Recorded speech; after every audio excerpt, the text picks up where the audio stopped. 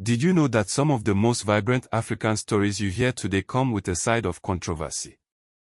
What you've been told about African history is being challenged, re-examined, and brought to life, not in textbooks, but through podcasts.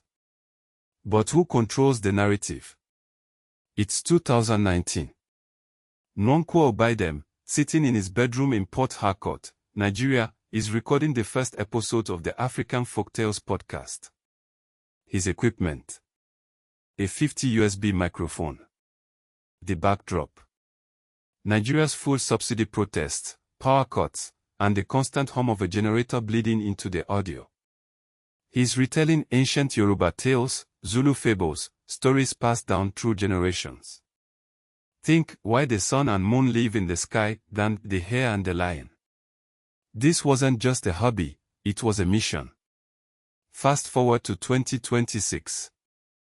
Podcasts like African Folktales, Stories Mother Told, African Stories, Africa's Untold Stories, and AfriPod aren't just racking up downloads, they're battling historical amnesia. Remember Hugh Trevor Roper, the historian who sneered in 1964 that Africa had no history? These podcasts are the antidote. They are reviving the griot tradition, the West African storytellers dating back to the 13th century Mali Empire, the keepers of history before literacy took hold. The Epic of Sundiata, for example, wasn't written down for centuries, yet it was meticulously preserved. But here's where it gets complicated. These podcasts are not without their critics. Take African Folktales. In 2021, Yoruba elders in Alife, Nigeria, accused Obidem of westernizing sacred tales, of diluting the ancient power of stories like the Olodumare creation myth. His response: the Griot Council episodes, consulting directly with Ifo priests to ensure authenticity. Then there's Africa's Untold Stories. Episode, aired in 2023, dared to highlight the 1444 launch of Portuguese slave forts in Elmina, Ghana, where 235,000 Africans were captured by 1500. This inconvenient truth, often glossed over in Eurocentric history books, sparked a parliamentary debate in Ghana about renaming Elmina Castle, a place of unimaginable horror. Another example, AfriPod, launched by Michigan State University, received $2.5 million in USAID funding. Noble cause, right?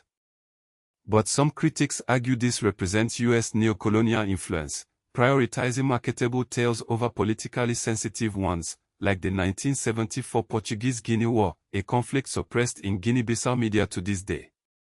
A petition with 10,000 signatures demands African-led control and challenges the very notion of who gets to tell Africa's story.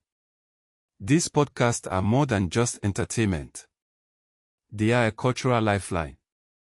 In Nigeria, where 70% of youth live in cities, these podcasts are often the only way they hear the folktales their grandparents knew. They are connecting the dots between the 1884 Berlin Conference, which carved up Africa, and the modern conflicts that still plague the continent, like the Ethiopia-Tigray War. So, the next time you listen to one of these podcasts, remember you're not just hearing a story. You're engaging in a battle for historical truth. You're witnessing a revival of a tradition almost lost. But ask yourself, whose voice are you really hearing? And whose stories are still being silenced? It is time to make a decision. Go listen to this podcast. Not just to be entertained, but to be informed. To be challenged. To be a part of the conversation.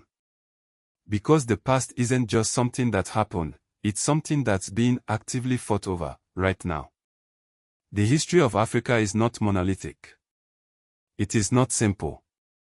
These podcasts are showing us just how complex, controversial, and vital it is to the present and the future.